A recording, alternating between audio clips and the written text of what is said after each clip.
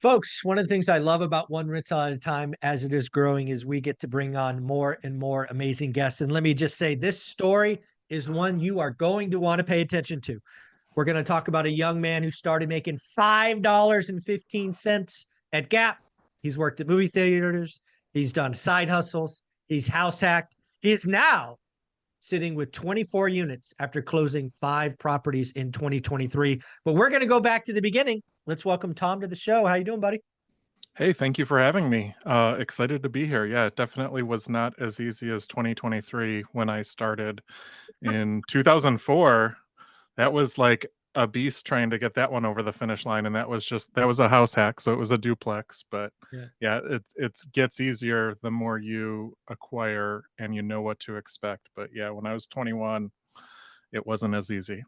Well, I want to go back to that story. There's a lot of people out there, whether you're 21 or 41 or shoot 61, who just, I don't know whether they want to believe or their family's telling them, or it's just the doomers out there telling you it's not possible.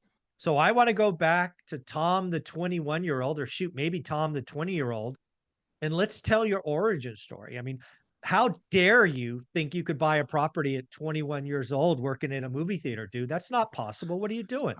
I was at Gap at the time, and Okay, it got I was paycheck to paycheck, and, my rent was $375, and I'm like, "I gotta get out of this expensive rent," and this is 2004 in Toledo, Ohio, and, I remember I'm like, the only asset I was purchasing Gap stock from the day I started till that day, and I'm like, "I'm gonna cash this in, and I'm gonna buy a place because I can't afford $375 in rent." mm, Um, so I cashed in my Gap stock, which was just about $10,000 from 16 to 21. And I didn't cash it in until I had my place under contract, but I showed that as my right. down payment when I was making my offer. And I had picked out, like, at that time, they're like, you qualify for like a $36,000 house. I'm like, that's garbage. Like, I need something better than this. And it was brought up, like, "If you buy a multifamily, we can use the rent for part of this, and we can qualify you all the way up to 100,000." And I'm like, "Well, sign me up. Yeah, I want one of I'll have those, a please. duplex because for 36,000, I'm gonna be living on the wrong, like, just no, I don't wanna do it." So I am like, "Yeah, let's start looking at them." So I looked at 3 duplexes. I fell in love with one, and I had my dad and my grandma drive out from Cleveland. It was a 2-hour drive for them out to Toledo, Oh, and I threw 2 on there to show them, like, as, like, the junk that you don't want, and then, the 3rd one, my dad and my grandma are both like, or the one that I wanted, they're like, "No, you're not buying this. This is, you have to walk across a roof, you have to do this, you have to do this." So, we're standing on the porch of the one that I didn't want, and my grandma's like, "You're buying this one, and you're living in the ugly unit," and ah, I'm like, "But the downstairs is so nice," and they had just refinished it and put a new roof on and redone the electric, and all the things that I didn't think of when I wanted yeah. the other one. They were like, "This is the one you're buying," and there was stuff that was missed at 21, like, I did not have a build or an inspection, and, like, 3 weeks after I bought it, I'm like, "Why is there water pooling in the basement?" "Oh, they painted the walls right before I looked at it and didn't just Yeah!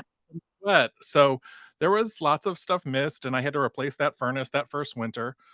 But that's how I started. I lived upstairs in a small, ugly unit. I made it Yeah. nice while I lived in it, and, my mortgage, my tax, my insurance was $738, and my rent from the downstairs unit was 600, so I was living for 138 bucks, and I did not know anywhere I could rent for $138, so that was how it kind of started. Yeah, well, I wanna go back to you at 16, right? So you get the job at the Gap. One of the things you probably didn't know is you probably made a decision at 16 that would benefit you at 21, and that was you were taking a little chunk of your money and throwing it at Gap stock. Is I'm guessing it was an automatic thing? It was automatic, and it was unknown till I was, like, 18 because my dad filled out my paperwork, and I just thought it was Shout tax. out Like, dad.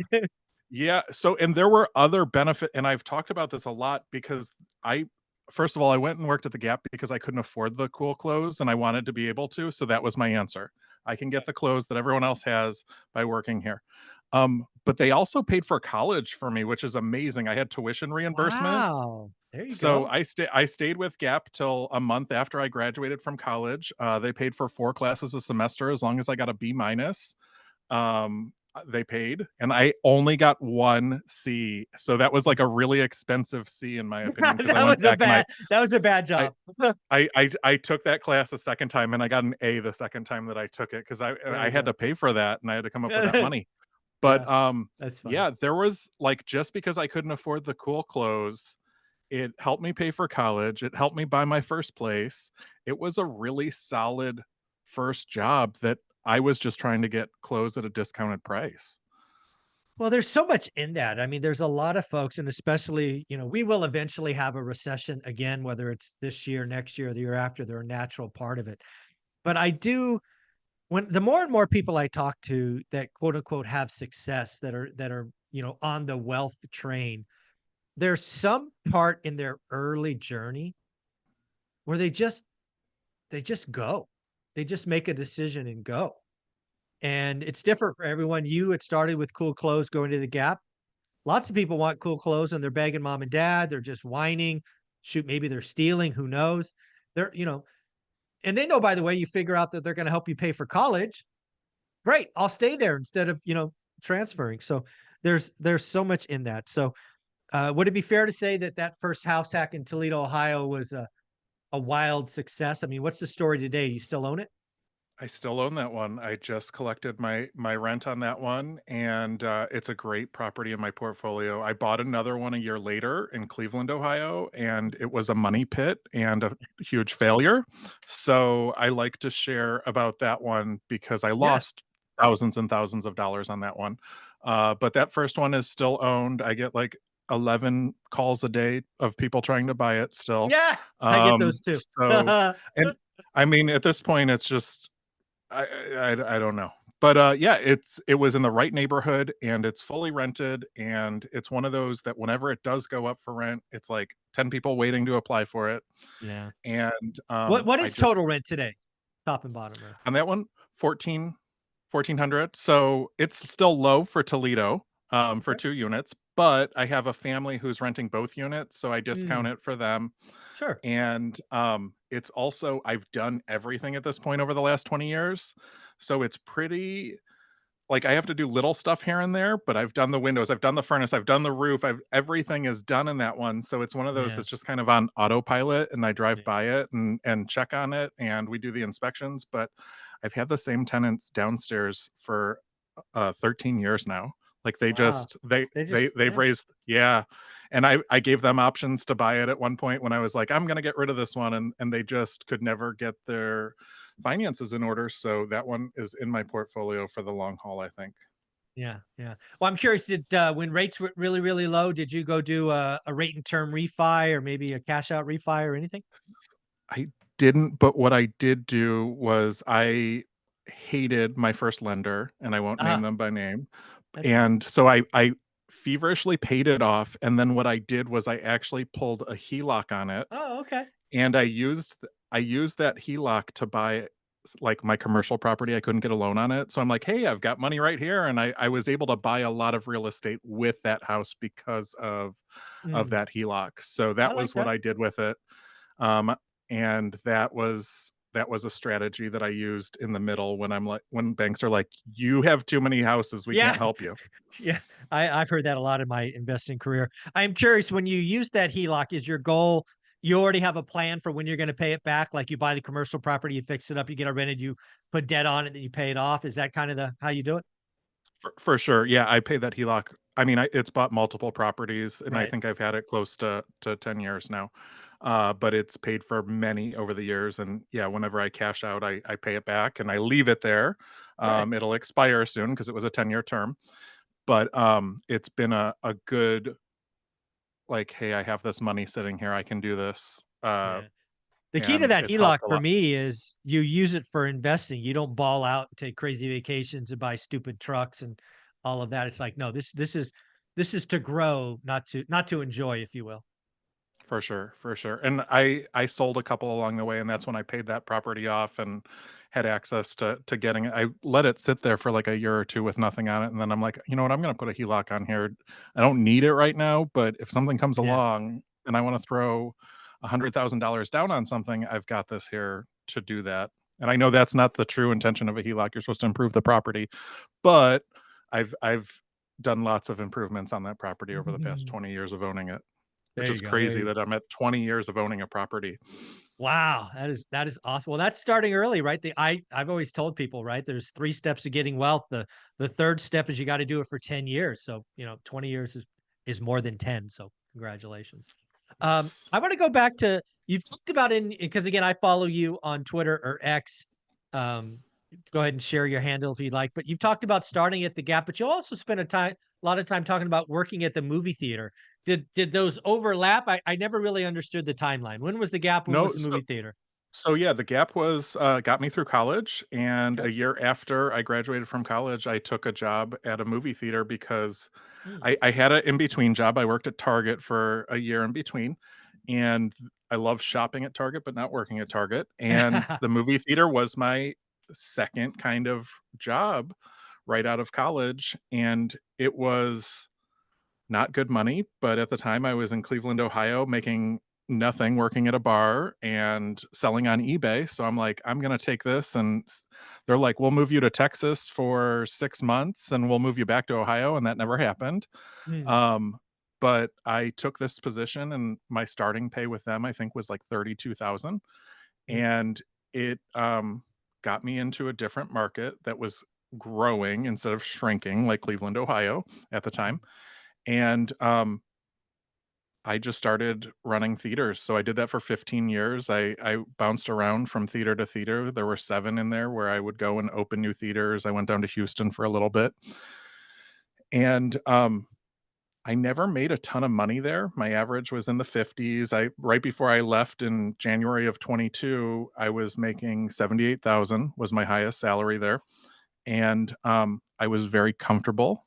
Hmm. Um but you never really made money there. So while I was there, I always made it a point to buy real estate at least one a year. And in 2009, I bought my first one in Texas and just always did one. And then there were years where I would do 2 or 3, depending on how much I could save. I did a lot of eBay flipping for my down payments. And I also leaned heavily on the people that I would meet and work with at the theater to come help me because I had like no money for renovations. And I'm like, hey, you do this at the theater. Can you come help me this weekend? And There you go. I'll buy you some that pizza. worked out. Yeah, yeah. I'm like, I've got beer for you. Come on over. Well, There you go. and that was the beginnings, was Yeah. starting down here. And I found really quickly in Texas that it was way more competitive, even in 2009 when everyone was like giving Mm. away houses. When I went for those houses, I just kept getting outbid. So I ended up starting with townhouses, condos, Mm. and that because investors were ignoring them. So I'm like, okay, Right. this is my upper hand. Yes, I have an HOA that I have to deal with, but I'm gonna take it. So that's what I started with in Texas to avoid the like I remember the first house I bid on I was in love with. I was picking furniture and getting all excited and it was 75,000 and I bid like 76 that my realtor's like no go over and I bid 76,000 and I got outbid Yeah. and I'm like, "Oh, I got frustrated the second or the third time that that happened." So I'm like, "All right, let's go to the condos or townhouses Yeah. cuz those seem to be sitting, they're Yeah. cheaper Yeah. and nobody wants those." There you go. We'll talk about HOAs and condos in a minute, but I want to go back to the eBay flipping thing. Obviously, you're in your eBay room. That's really, really cool.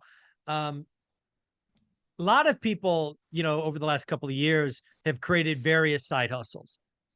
You were doing this way back when, if you will, right? So you're an old timer.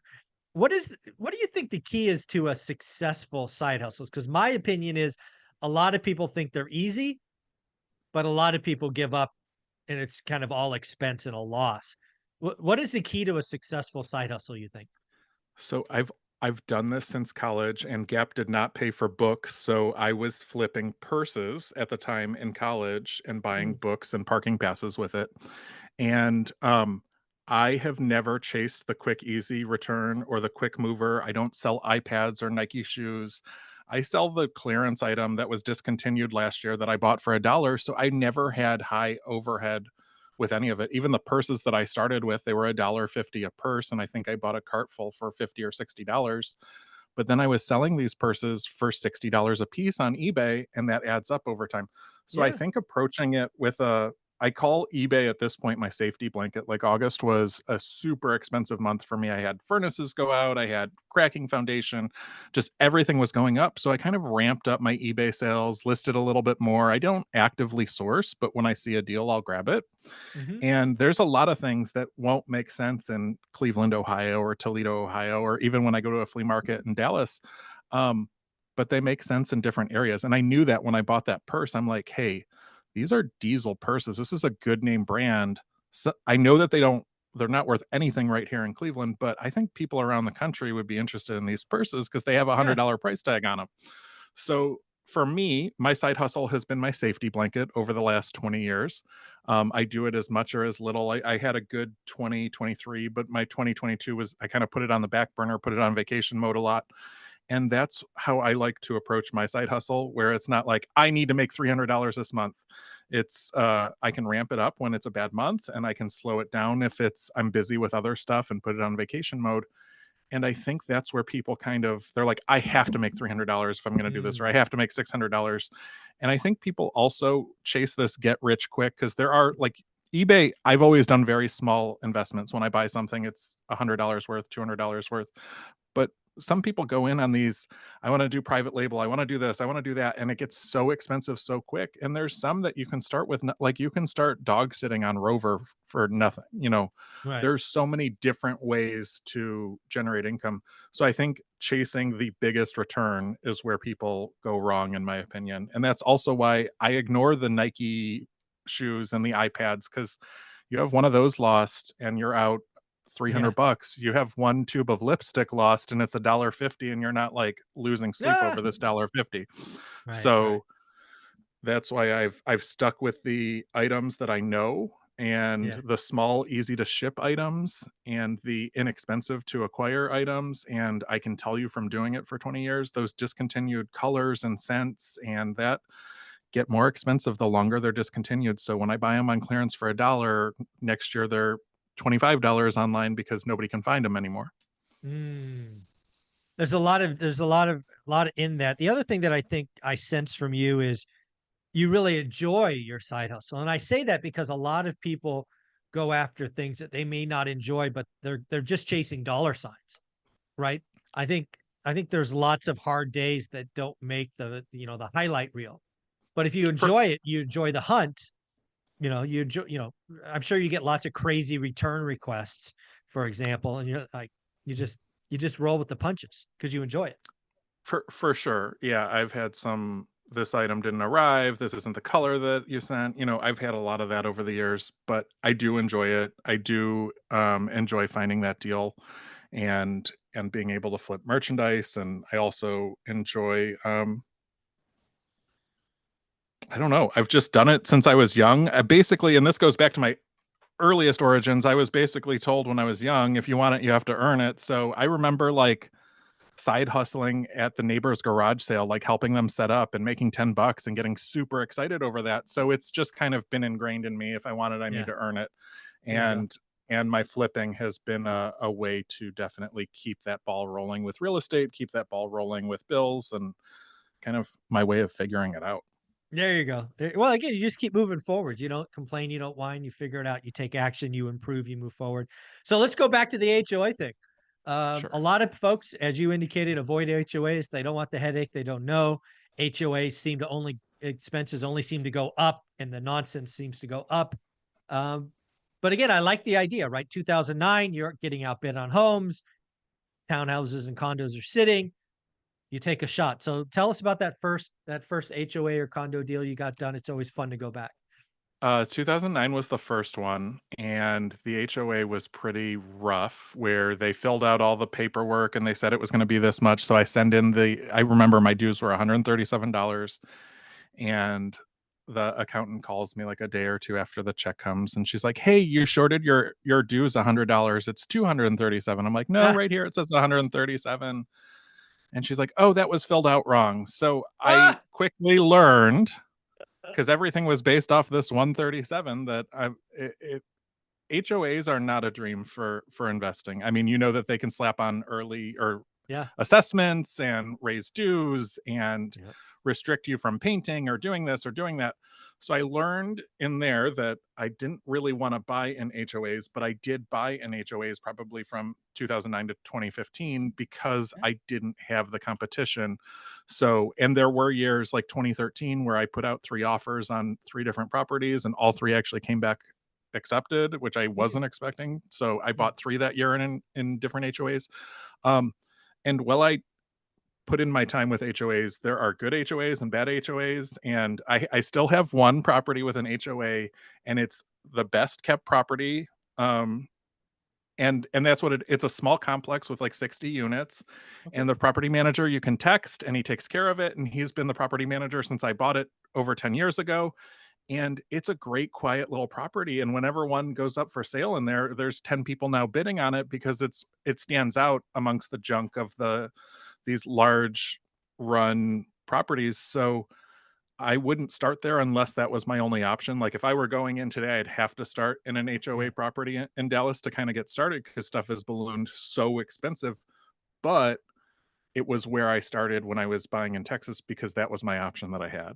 No, I like it. I mean, again, back to the whole you take action, you try. It's not that you avoided single family homes, you tried them, you just weren't getting one. So you had a plan B.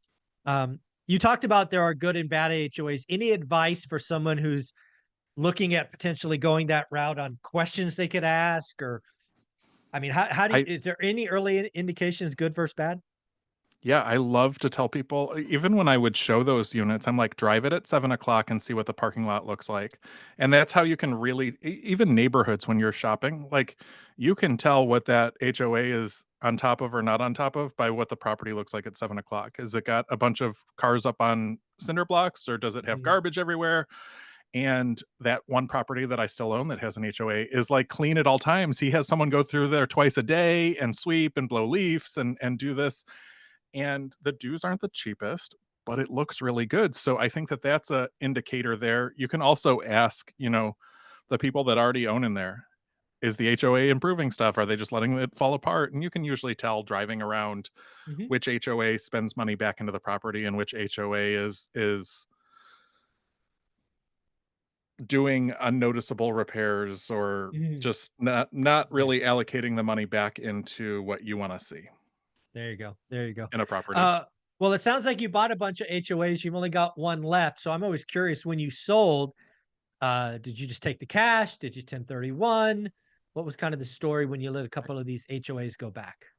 I did all of those. So I did a lot of Nice. upgrading. So the majority were 1031s, and I would say I probably only regret one of those because now the properties that I own are valued down to like $20 um, on paper.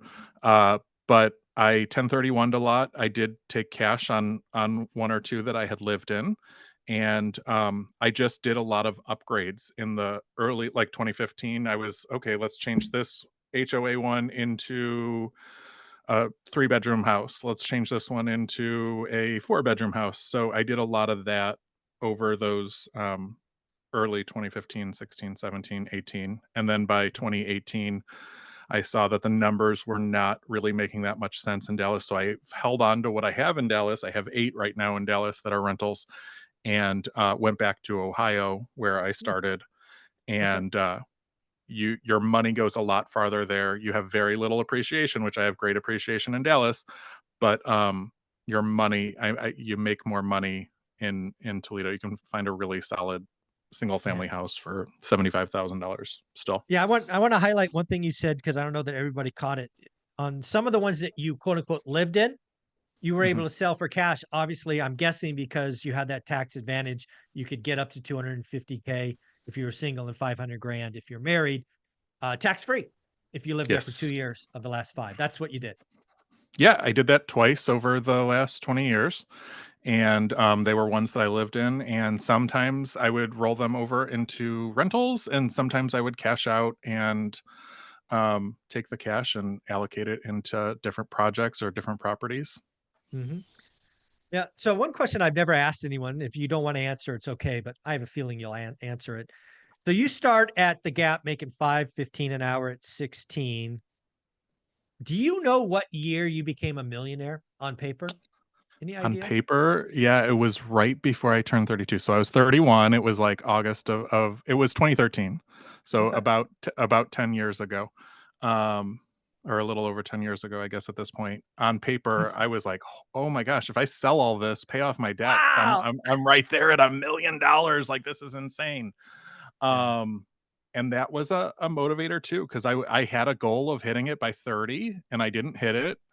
And then I thought I wasn't gonna hit it by the time I was 31 and I'm like, "I'm not gonna hit it till I'm 32," and right then, getting those 3 offers accepted, there was instant equity in those properties Mm. by me doing a lot of the work, and I even had my mom fly down and she helped me do landscaping, like, I was doing Nice. whatever it took to get those 3 done because I had no money to really do the repairs and stuff, um, and that was what pushed me over the edge was those 3 that year, and that really kind of kept me fired up, but I never felt like, "Okay, I can pull Yeah. the lever and just jump out." So I actually stayed probably 2 extra years at the theater where I coulda left. I was ready to leave in 2019, and I'm like, I had so much self-doubt, so I stayed the extra Mm. 2 years, and it did get me some great properties. I bought a beautiful hoarder house that is now beautiful, wasn't beautiful when I bought it, but I Yeah. wouldn't have been able to grab that if I had left. But, yeah, I stayed an extra, 9 years after I hit millionaire Yeah. status on paper. Yeah. I'm guessing you hit multi-millionaire a lot faster than the first one, I'm guessing. For for sure, but I am an investor that doesn't like, I don't over leverage is what I'm Mhm. trying to say. Even with the 5 that I bought last year, they were strategic, there were some trade ups, there were some ones that were a single family that went into multifamily, Yep. so it wasn't like I'm gonna grab 5, and I actually, as of right now, I have 6 offers out right now, so Ah! I Dude, can what are you figure it doing? out if It's all really, really 6 get. hard to buy. You know what? Everything I have offers out on are off market. I did a calling campaign last month, and I've been going round and round and round with those, and it's also junk that everyone else is ignoring, so I'm I like trying it. to take advantage of that and go in at a much lower price point to make it nice, because I know just sometimes just cleaning up a property, you Mm. can turn around and yet it's some sweat equity into it cleaning it up, but it could be sold and marketed a lot Yeah. better than a boarded up house could. Yeah, I guess what I think what people call that today is hoteling, right? Buy it, Mhm. buy the ugly one, spend, you know, 5 grand or less, clean it up, throw it back on, make 25 grand or whatever it is. Yeah. And I don't know that I would do that with any of those because 'cause I'm also at that age where I'm getting tired. Like, people are like, "Let's do this, let's do this, let's do this," and I'm like, "I don't know how many more times I wanna let's Yeah. do this because working in a hoarder house in Texas in the middle of the summer with no AC is Not fun. draining. And Not good. so I'm being a little more selective, so we'll see, Oh. I should find out by the end of the week where these end up, but, Now, are we if talking 6? 6 is impressive, but is it one seller maybe? it's not, I have 4 offers out to, or, Okay, 4 different sellers, got it. 6 to that go. I have offers out to. Yes, Okay, all right, very, 6 very cool. units.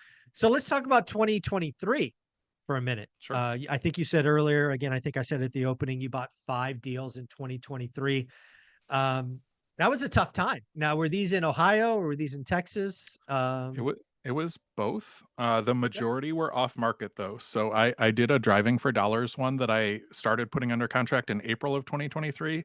We okay. didn't get that thing closed until September of 2023 because I wanted him to get the squatting tenant out of the Yes, house before I took it. So that was definitely. a Texas one.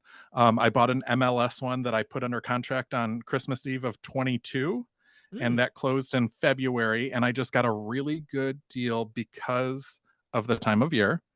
I went in Ding, ding, ding, ding, 25,000. ding. Yeah, 25,000 under asking, and my realtor's like, "They're not gonna take that." I'm like, "Let's just toss it in and see." And they came back and they're like, "We'll do 20,000 under asking." And then by the time we had the inspection, they're like, "All right, we'll do 25,000 Ah, under asking." So that was another Texas one.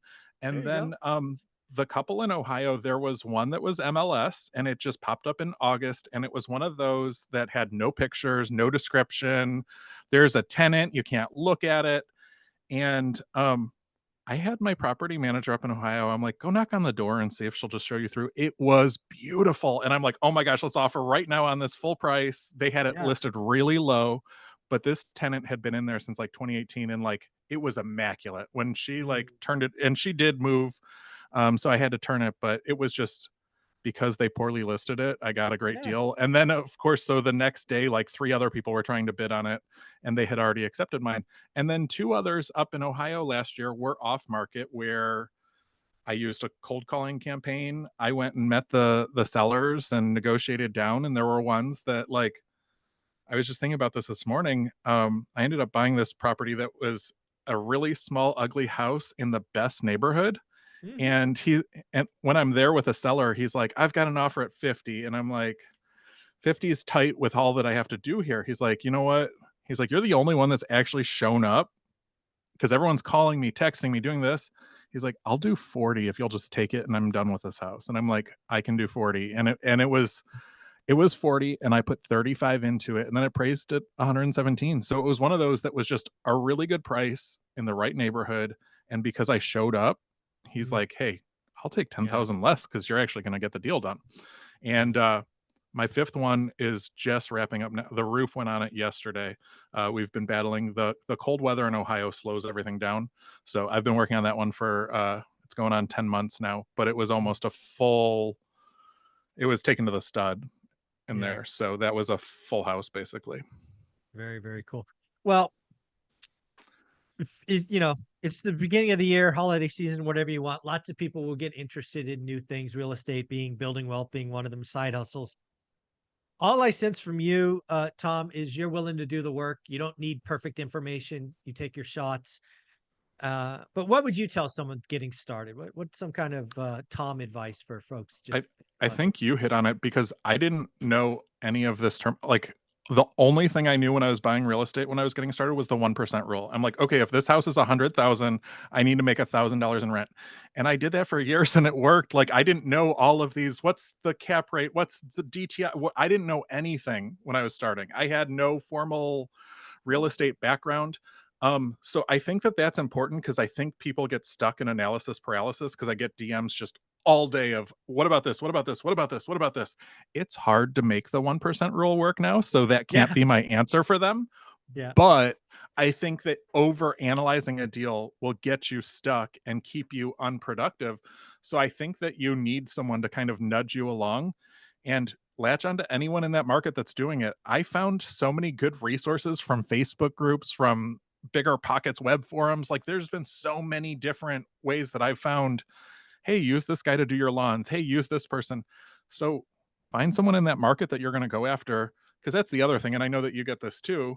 Well, that would never happen in my market. You could never buy a house for $40,000 in my market. Well, you know what? Toledo is actually not my market. I haven't lived in Toledo in over 20 years, but I'm still investing there because I've built up a team over the past 20 years. So that's not my market either. I'm Mm, just figuring it out, and I'm building a team and I'm making it work. And right. I think that that's kind of important for people to understand too, that you can get into real estate without it being down the street from you. You can get into real estate a lot of different ways. Well, let's go back to the side hustle thing. I mean, what would you tell someone who has a full-time job, but has an interest in some other area? It might be eBay flipping. It might be something entirely different. How important do you think it is today to kind of monetize a side hustle? Work 8 to 5 somewhere and then work 5 to 8 on something else. Like, I have a very good friend who does it very part-time, where on Sundays he dedicates it to cookie day and he sells pre-made cookies, and that's something that he enjoys. He makes a few $100 a month from it. He has a lot of regulars that come through, and he built that up over time, and he's not giving away his life trying to kill himself working an 8 to 5. Now I have to come home and do this. And yeah, he was really busy during the holidays, but on the 22nd of December he cut it off, and I was texting with him last night and he's like, I've got a few orders trickling in, but it's nice. So I think you can build it with not a lot of money because his investment is literally the ingredients that he puts into the cookies every week. And you don't have to kill yourself. He started it on Sundays, so he would do pickups and deliveries on Sundays, and that was his one day a week that he was doing this. So I think that side hustles are important because that extra line item, that extra money that's in the account when you go to apply for the property, that extra money to do that repair when you buy the property, is awesome. When I had crumbling foundation in August and I had eBay money trickling in, I'm like, okay, I can handle this. Like, I have the emergency fund now because I've been doing this long enough that it's going to get expensive quickly, especially if you don't have the money. But Mhm. I think that the power of side hustle should not be ignored, and it doesn't need to be glamorized, and it doesn't need to be you need to work yourself to death doing this. Like, I even have a client, she's a mobile notary, and she gets paid to drive around from this place to this place to notarize papers.